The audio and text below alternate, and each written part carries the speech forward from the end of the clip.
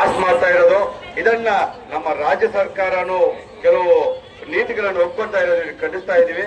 ದಯವಿಟ್ಟು ಸಂಬಂಧಪಟ್ಟ ಏನ್ ನಮ್ಮ ಸಚಿವರುಗಳಿದ್ದಾರೆ ಇವರೆಲ್ಲ ಮಾನ್ಯ ಮುಖ್ಯಮಂತ್ರಿಗಳ ಹತ್ರ ಮಾತಾಡಿ ಈ ಸರ್ಕಾರದ ಏನು ಕೇಂದ್ರ ಸರ್ಕಾರ ತರ್ತಾ ಇರುವಂತ ನೀತಿಗಳನ್ನು ಖಂಡಿಸಬೇಕು, ಅದನ್ನು ವಾಪಸ್ ಪಡಿಬೇಕಂತ ಒತ್ತಾಯ ಮಾಡ್ತಾ ದಳ ಸಂಘಟನೆಗಳು ಏನು ಈ ಹೋರಾಟಕ್ಕೆ ದಳ ಸಂಘಟನೆಗಳು ಸಹಕಾರ ನೀಡ್ತಾ ಇದೆ. ಹಾಗಾಗಿ ಎಲ್ರಿಗೂ ಧನ್ಯವಾದಗಳು. ಈ ಒಂದು ಹೋರಾಟ ಯಶಸ್ವಿ ಆಗ್ಬೇಕಂತ ಕೋರ್ತಾ ಇದೆ. ಜೈ ಹಿಂದ್, ಜೈ ಭಾರತ್. जय बोलो डॉक्टर बाबा साहेब अम्बेडकर के जय जय जय जय जय भीम जय जय जय जय जय भीम.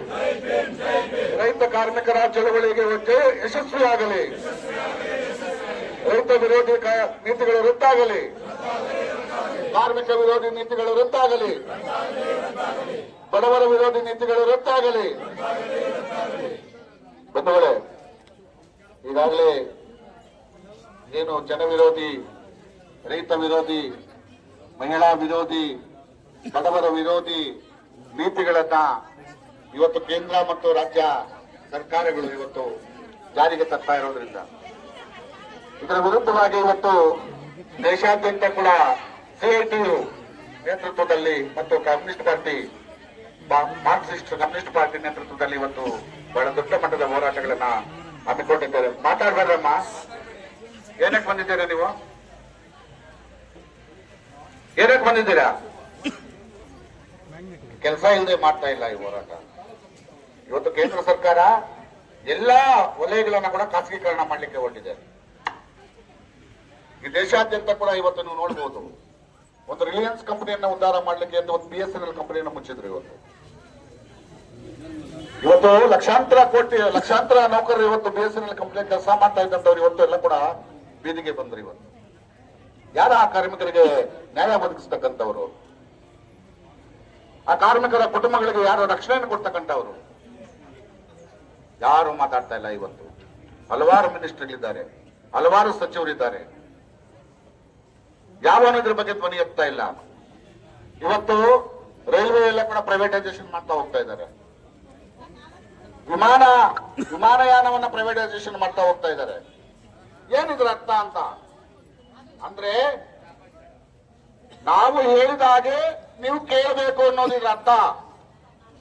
ಹಿಂದೆ ಪಾಳೆಗಾರಿಕೆ ಸಿಸ್ಟಮ್ ಇತ್ತಲ್ಲ, ಆ ಸಿಸ್ಟಮ್ ಅನ್ನ ಮತ್ತೆ ಮೊದಲು ಜಾರಿಗೆ ಮಾಡಬೇಕು ಅಂತ ಇವರು. ನಾವೇನ್ ಕೊಟ್ರೆ ನೀವು ತಗೊಳ್ಬೇಕು, ನಾವ್ ಹೇಳ್ದಂಗೆ ನೀವು ಮಾಡ್ಬೇಕು, ಇಷ್ಟು ಗಂಟೆ ದುಡಿಬೇಕು. ನಿಮ್ಮದೇ ಅಂತ ಯಾವುದು ಕೂಡ ರೈಟ್ಸ್ ಇರೋದಿಲ್ಲ ಮಾತಾಡ್ಲಿಕ್ಕೆ. ನೀವೇನು ಕೂಡ ಮಾತಾಡ್ಲಿಕ್ಕೆ ಹಕ್ಕಿರೋದಿಲ್ಲ. ಅದಕ್ಕೇನೆ ಎಲ್ಲವನ್ನ ಪಡೆ ಇವತ್ತು ಖಾಸಗೀಕರಣ ಮಾಡ್ಲಿಕ್ಕೆ ಹೊರಡ್ತಾ ಇದ್ದಾರೆ. ವರ್ಲ್ಡ್ ಇಸ್ ಗ್ಲೋಬಲ್ ವಿಲೇಜ್ ಅಂತ ಹೇಳ್ತಾರೆ. ಇವತ್ತು ನಮ್ಮ ಚಳುವಳಿಗಾರರ ಅಲ್ಲಿ ಅವಾಗ ಹಾಡುಗಳು ಆಡ್ತಾ ಇದ್ರು ನಮ್ಮ ಹಿಂದಿನವರು. ఊరగాయలెత్తుకొని మారుకట్టు కెళుతుంటే బేరగాళ్ళాట చూడరు, బేరగాళ్ళాట చూడరు.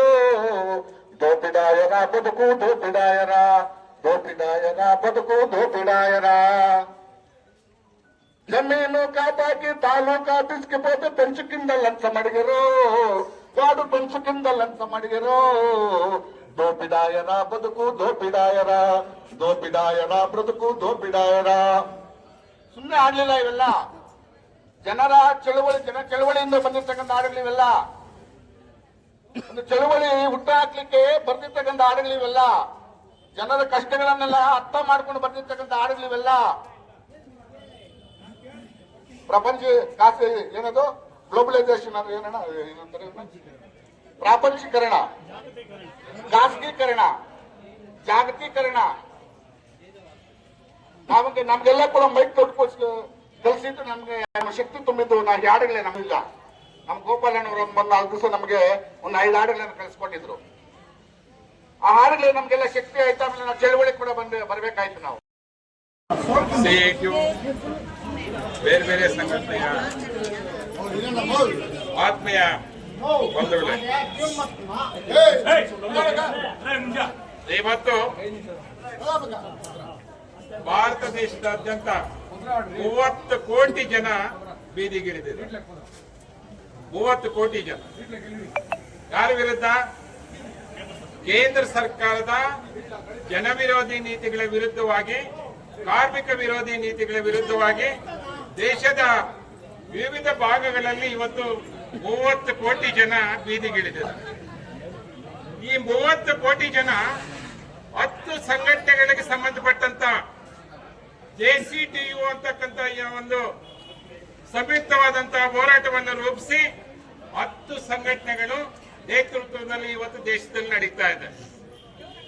CPI, CPM, AITU, CKM, CITU ಇವೆಲ್ಲರ ನೇತೃತ್ವದಲ್ಲಿ INTUC ಇತರ 10 ಸಂಘಟನೆಗಳ ನೇತೃತ್ವದಲ್ಲಿ ಇವತ್ತು ದೇಶದಲ್ಲಿ ಹೋರಾಟ ಮಾಡ್ತಾ ಇದ್ದಾರೆ. ಇಷ್ಟೊತ್ತು ಶಿವಪ್ಪ ಹೇಳ್ತಾ ಇದ್ದಾರೆ, ಕಾರ್ಮಿಕರ ಪರವಾಗಿರ್ತಕ್ಕಂತ ಕಾನೂನುಗಳನ್ನ ಹಿಂದೆ ಇದ್ದಂತ ಸರ್ಕಾರಗಳು ಕಾರ್ಮಿಕರ ಪರವಾಗಿ ಮಾಡಿರ್ತಕ್ಕಂತ ಕಾನೂನುಗಳನ್ನ ಬದಲಾವಣೆ ಮಾಡಿ 29 ಕಾನೂನುಗಳನ್ನ ಬದಲಾವಣೆ ಮಾಡಿ 4 ಕಾನೂನುಗಳಿಗೆ ಇಳಿಸಿದ್ದಾರೆ.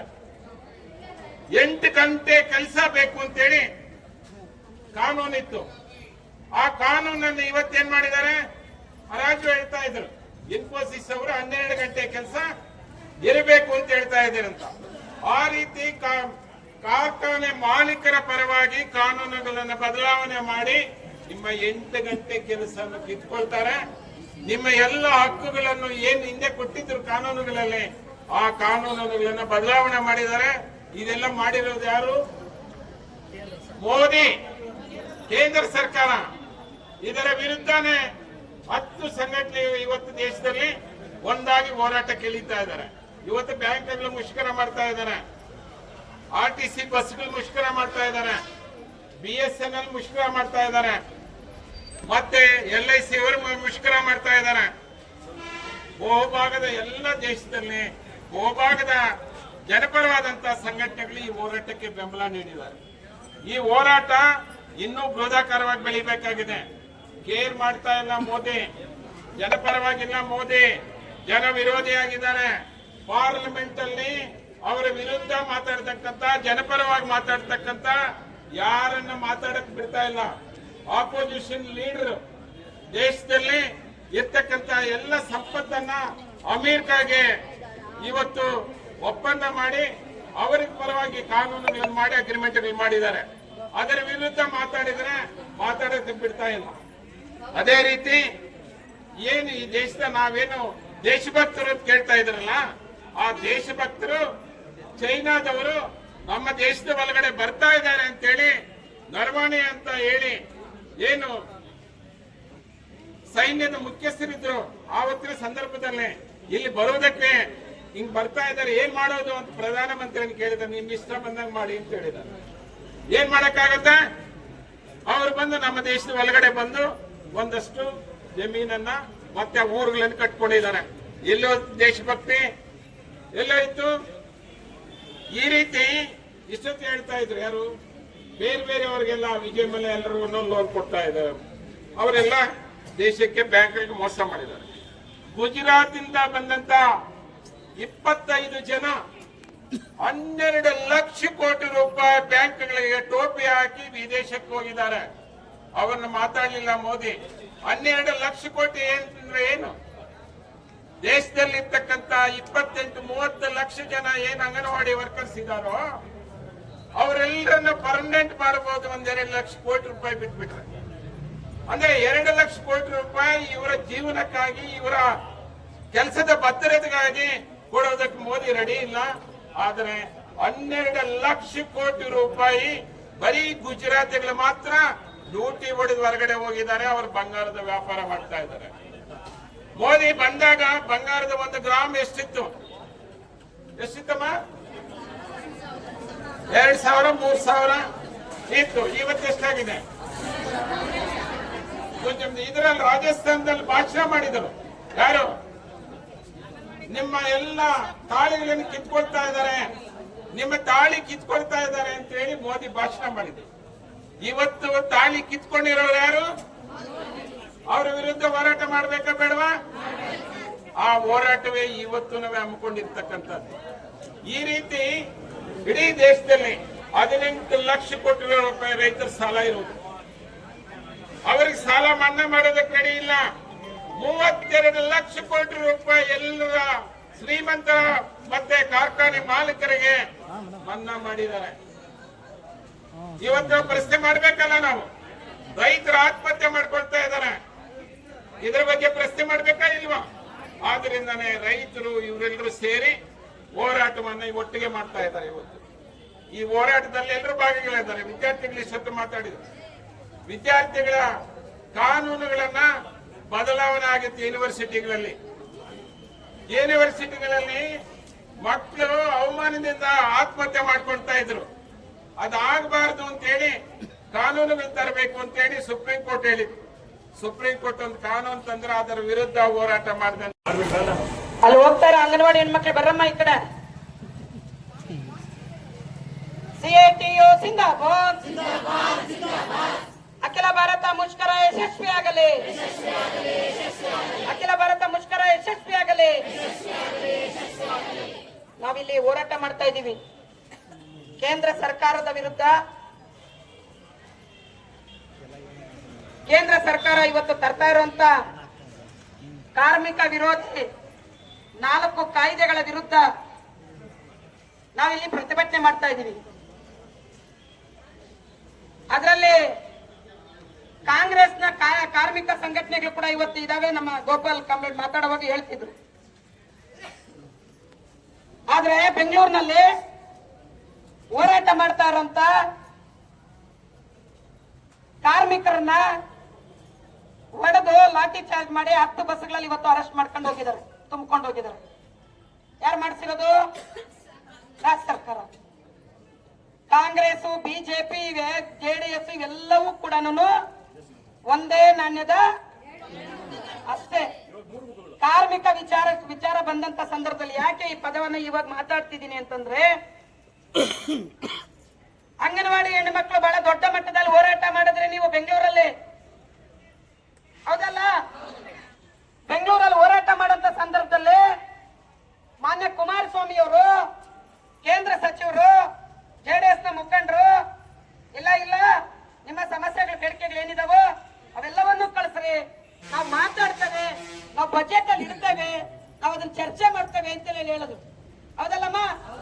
ಕೊನೆಗೆ 2-3 ದಿವಸ ಮಾತುಕತೆ ನಡೆದು ಇಲ್ಲ ನೀವೆಲ್ಲರೂ ಕೂಡ ನಮ್ಮ ಆರೋಗ್ಯ ಸಮಸ್ಯೆ ಇದೆ, ನಾನಲ್ಲಿ ಬರ್ಲಿಕ್ಕಾಗಲ್ಲ, ಆಮೇಲೆ ಕೇಂದ್ರದಿಂದ ಡೆಲ್ಲಿಯಿಂದ ಅಧಿಕಾರಿಗಳೆಲ್ಲ ತರ್ಲಿಕ್ಕಾಗಲ್ಲ, ನಿಮಗೆ ಚಾರ್ಜ್ ನಾವೇ ಕೊಡ್ತೀವಿ, ಫ್ಲೈಟ್ ಟಿಕೆಟ್ ಬುಕ್ ಮಾಡ್ತೇವೆ, ಕಾರ್ಮಿಕರು ನೀವು ಮುಖಂಡರು ಬರಬೇಕು ಅಂತ ಹೇಳಿದ್ರು. ನಿಮ್ಮ ಹತ್ರ ಎಲ್ಲ ಪರ್ಮಿಷನ್ ತಗೊಂಡು ನಿಮ್ ಮುಖಂಡರು ಹೋದ್ರೆ ಡೆಲ್ಲಿಗೆ ಹೋದ್ರೆ ಇಲ್ಲ, ನೀವೆಲ್ಲ ಕಳ್ಸಿಕೊಟ್ರೆ ಡೆಲ್ಲಿಗೆ ಹೋದ್ರು, ಬಹಳ ಚೆನ್ನಾಗಿ ಕೂರಿಸ್ಕೊಂಡ್ರು, ಮಾತಾಡಿದ್ರು, ಎಲ್ಲವೂ ಚರ್ಚೆ ಆಯ್ತು. ಯಾಕೆ ಸ್ವಾಮಿ ಬಜೆಟ್ ಅಲ್ಲಿ ಒಂದೇ ಒಂದು ಮಾತಾಡ್ಲಿಲ್ಲ, ಮಾತಾಡಿಸ್ಲಿಲ್ಲ, ಮಾತಾಡ್ಸು ಅಂತ ಹೇಳಲಿಲ್ಲ, ಹೇಳಿದ್ರ? ಮಾತಾಡ್ಸು ಅಂತ ಹೇಳಿದ್ರ? ಯಾಕೆ ಅಂತಂದ್ರೆ ಆ ಶಕ್ತಿ ಇಲ್ಲ. ಶೇಖರ್ ಮಾತಾಡುವಾಗ ಹೇಳ್ತಿದ್ರು, ಯುಪಿಎ ಒಂದು ಸರ್ಕಾರ ಬಂದಂತ ಸಂದರ್ಭದಲ್ಲಿ ಕಮ್ಯುನಿಸ್ಟ್ ಪಕ್ಷಗಳ ಎಂಪಿಗಳು ಅವತ್ತು 63-64 ಜನ ಎಂಪಿಗಳಿದ್ರು. ಸರ್ಕಾರಕ್ಕೆ ಬೆಂಬಲ ಕೊಡ್ಬೇಕು ಅಂತೇಳಿ ಬಂದಾಗ ಸರ್ಕಾರದ ಒಳಗಡೆ ನಾವು ಬರಲ್ಲ. ಯಾಕೆ ಬರಲ್ಲ ಅಂತಂದ್ರೆ, ನೀವು ಕಾರ್ಮಿಕರ ಪರವಾಗಿ, ರೈತರ ಪರವಾಗಿ, ಜನರ ಪರವಾಗಿ ಕೆಲಸ ಮಾಡಲ್ಲ.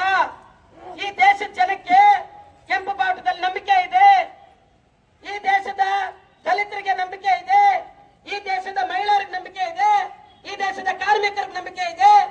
ಏನು ಅಂತಂದ್ರೆ ಕೆಂಪು ಬಾವುಟ ನಮ್ಮ ಪರವಾಗಿ ನಿಲ್ತದೆ ಅಂತ, ಧ್ವನಿ ಎತ್ತದೆ ಅಂತ, ನಮ್ ಬೆನ್ನಿಂದ ನಿಲ್ತದೆ ಅಂತ, ಹೌದಲ್ಲಮ್ಮ? ಹಂಗಾಗಿ ನಾವು ಅವತ್ತು ಒಳಗಡೆ ಬರಲ್ಲ. ಆದ್ರೆ ಇಡೀ ದೇಶದ ಪರಿಸ್ಥಿತಿಯನ್ನ ನೋಡಿ ಹೊರಗಡೆಯಿಂದ ನಿಮ್ಗೆ ಬೆಂಬಲ ಕೊಡ್ತೇವೆ. ಕೊಡುವುದಾದ್ರೆ ನಮಗೂ ಕೆಲವು ಬೇಡಿಕೆಗಳಿದಾವೆ. ಕುಮಾರಸ್ವಾಮಿ ತರ ನನಗೆ ಮಿನಿಸ್ಟರ್ ಪೋಸ್ಟ್ ಕೊಟ್ರೆ ಬರ್ತೀವಿ ಅಂತ ಹೋಗ್ಲಿಲ್ಲ ನಾವು. ನೀವು ಎಷ್ಟು ಜನ ಇದ್ದೀರಿ ಎಂಪಿಗಳು? ನಾವು ಅವತ್ತು 64 ಜನ ಇದ್ರೂ ಕೂಡ ನಾವು ಸರ್ಕಾರದ ಒಳಗಡೆ ಹೋಗ್ಲಿಲ್ಲ. ನಮಗೆ ಗೊತ್ತಿತ್ತು ಇವರು ನಮ್ಮ ಕಾರ್ಮಿಕರ ಪರವಾಗಿ, ಇವತ್ತು ತುಳಿತಕ್ಕೊಳಗಾದವ್ರ ಪರವಾಗಿ, ರೈತರ ಪರವಾಗಿ ಕಾನೂನು ಮಾಡಲ್ಲ ಅಂತ. ಆದ್ರೆ ಒಂದು ಷರತ್ತುಗಳಿಟ್ಟಿವೆ. ಆ ಷರತ್ತಲ್ಲಿ ಒಂದು ಷರತ್ತು, ಮನ್ರೇಗಾ ಉದ್ಯೋಗ ಖಾತ್ರಿ ಇಡೀ ದೇಶದಲ್ಲಿರುವಂತ ಕೃಷಿ ಕಾರ್ಮಿಕರಿಗೆ, ಕೂಲಿಕಾರರಿಗೆ ಕೆಲಸದ ಭದ್ರತೆ ಕೊಡಬೇಕು. ಯಾಕೆ ಭದ್ರತೆ ಕೊಡ್ಬೇಕು ಅಂತ ಹೇಳಿದ್ದು? ಯಾಕೆ ಹೇಳಿದ್ದು? ಕೂಲಿಕರು ವಲಸೆ ಬರ್ತಾ ಇದಾರೆ. ನಮ್ಮ ಊರುಗಳಲ್ಲಿ ಇವತ್ತು ಯಾರು ಕೆಲಸ ಮಾಡ್ತಾರ? ಕೋಳಿ ಫಾರ್ಮ್ಗಳಾಗ ಯಾವ ಊರಿಂದ ಬಂದಿರೋರು? ಗುಜರಾತ್, ಉತ್ತರ ಪ್ರದೇಶ್, ಬಿಹಾರ್ ಈ ಕಡೆಯಿಂದ ಬಂದಿರೋರು. ಮಹಾನ್ ದೇಶಭಕ್ತ ಮೋದಿ ಸಾಹೇಬ್ರು ಹೇಳ್ತಾರಲ್ಲಿ ಬಲೋ ಭಾರತ್ ಮಾತಾ ಕಿ ಜೈ ಅಂತ. ಅದಲ್ಲ, ನೀವೆಲ್ಲರೂ ಕೂಡ ಪೋಕ್ಸೋ ಕಾಯ್ದೆಗಳು ಮಾಡಿ ಪೋಕ್ಸೋ ಕೇಸ್ಗಳು ಹಾಕ್ಸಿದ್ರಿ. ನೀವ್ ಹಾಕ್ಸಿದ್ದಲ್ಲ, ಕಾನೂನು ಮಾಡಿದ್ರಿ. ಯಾರು ಪೋಕ್ಸೋ ಕಾಯ್ದೆ ಒಳಗಡೆ ಬಂದಿರೋರು? ಉತ್ತರ ಪ್ರದೇಶದಿಂದ, ಅಸ್ಸಾಮಿಂದ, ಬಿಹಾರಿಂದ ಬಂದಿರೋಂತ ಕಾರ್ಮಿಕರು, ಕೂಲಿಕಾರರು ಇಟ್ಕೆ ಫ್ಯಾಕ್ಟರಿನಲ್ಲಿ ಕೆಲಸ ಮಾಡ್ತಾರೆ, ಕೋಳಿ ಫಾರಂ ಅಲ್ಲಿ ಕೆಲಸ ಮಾಡ್ತಾರೆ, ಹಸುರು ಕೊಠಡಿನಲ್ಲಿ ಕೆಲಸ ಮಾಡ್ತಾರೆ, ಕುರಿಗಳ ಸಟ್ಟಲ್ಲಿ ಕೆಲಸ ಮಾಡ್ತಾರೆ, ಹೋಟ್ಲಲ್ಲಿ ಕೆಲಸ ಮಾಡ್ತಾರೆ. ಅವ್ರಿಗೆ ಈ ದೇಶದಲ್ಲಿ 18 ವರ್ಷ ಆದ್ಮೇಲೆ ಮದುವೆ ಮಾಡಬೇಕು, ಆಮೇಲೆ ಮಕ್ಳು ಉಡ್ಸ್ಬೇಕು, ಇವೇನು ಗೊತ್ತಿಲ್ಲ ಪಾಪ ಅವ್ರಿಗೆ. ಹೌದಲ್ಲ? ಮದ್ವೆಗಳಾಗ್ಬಿಟ್ಟವ್ರೆ.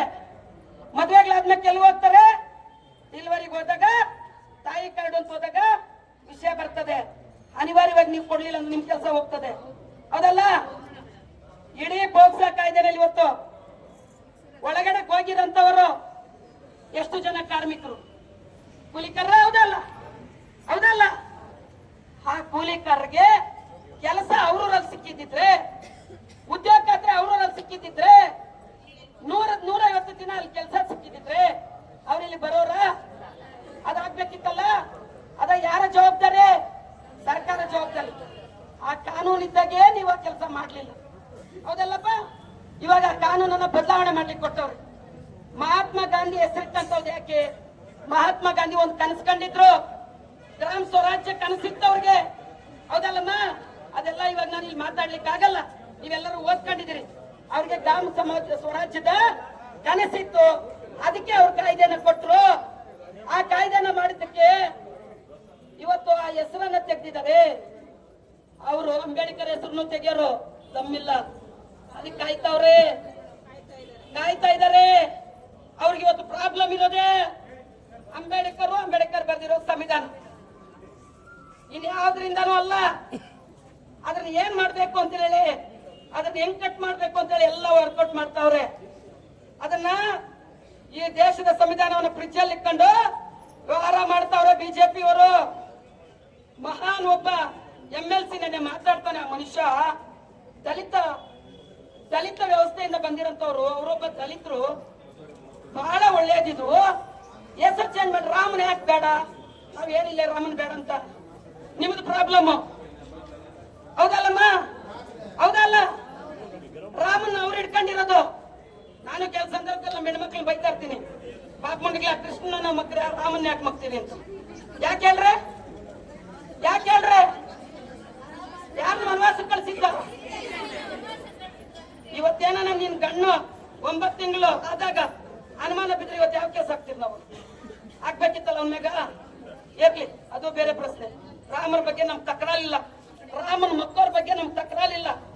ನಮಗ್ ತಕರಾಲಿರೋದು ರಾಮನ ಮಗ ಮಹಾತ್ಮ ಗಾಂಧಿ ಹೆಸರು ತೆಗೆದು ರಾಮನ್ ಇಕ್ಕಪ್ಪ ಒಂದ್ ದೇಶಕ್ಕೆ, ಒಂದು ಊರಿಗೆ ಇಕ್ಕಪ್ಪ. ಹೌದಲ್ಲ?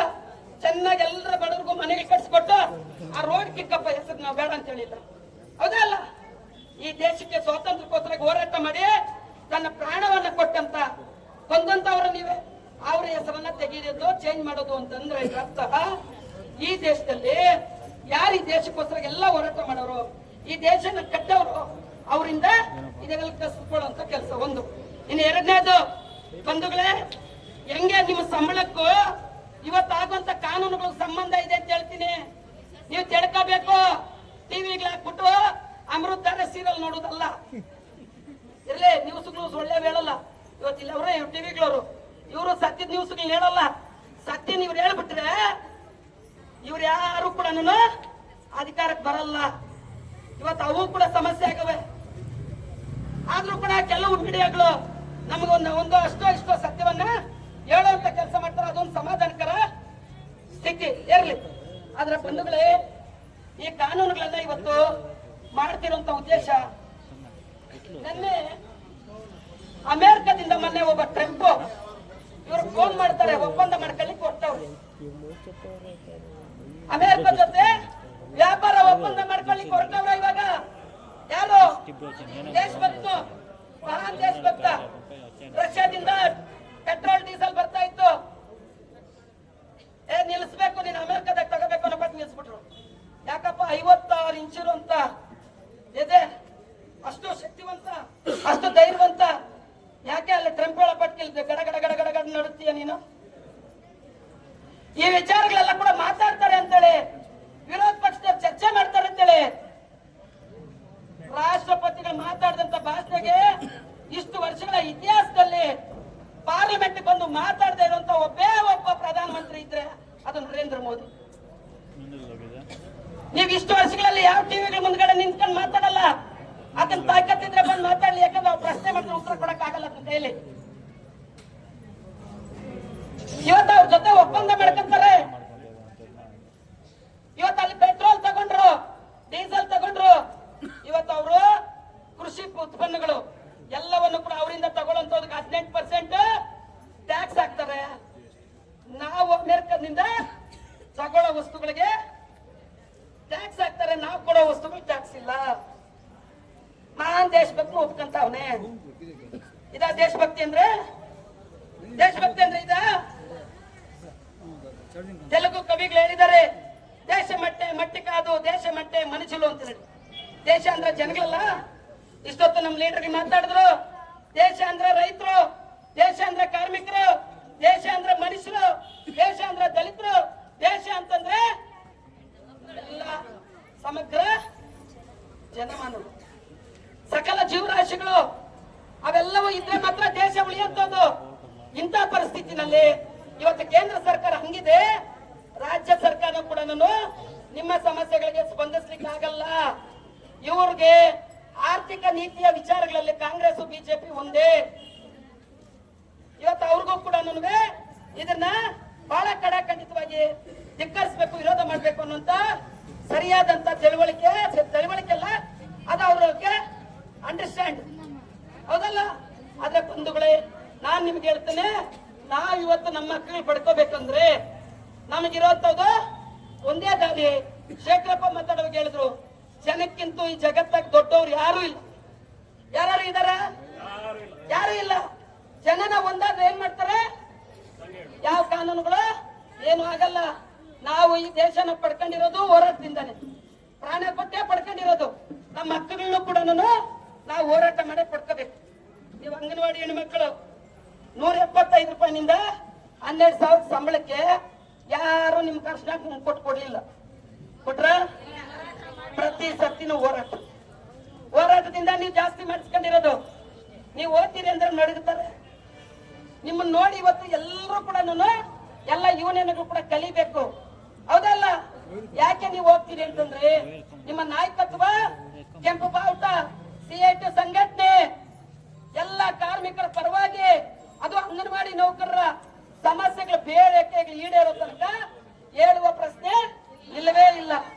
ಅಂತ ಗಟ್ಟಿ ಸಂಘಟನೆಯನ್ನೇ ಇವತ್ತು ನಾವೆಲ್ಲರೂ ಕೂಡ ನಾವು ಓದ್ಬೇಕು ಅಂತ ಹೇಳಿ ನೀವು ಮುಳುಬಾಗಲ್ದ ಎಲ್ಲ ಅಂಗನವಾಡಿ ಹೆಣ್ಮಕ್ಳು ತೀರ್ಮಾನ ಮಾಡಿ CIT ಸಂಘಟನೆಗೆ ನೀವು ಬಂದಿದ್ದೀರಿ. CIT ಸಂಘಟನೆ ಒಂದೇ ಇವತ್ತು ಈ ದೇಶದಲ್ಲಿ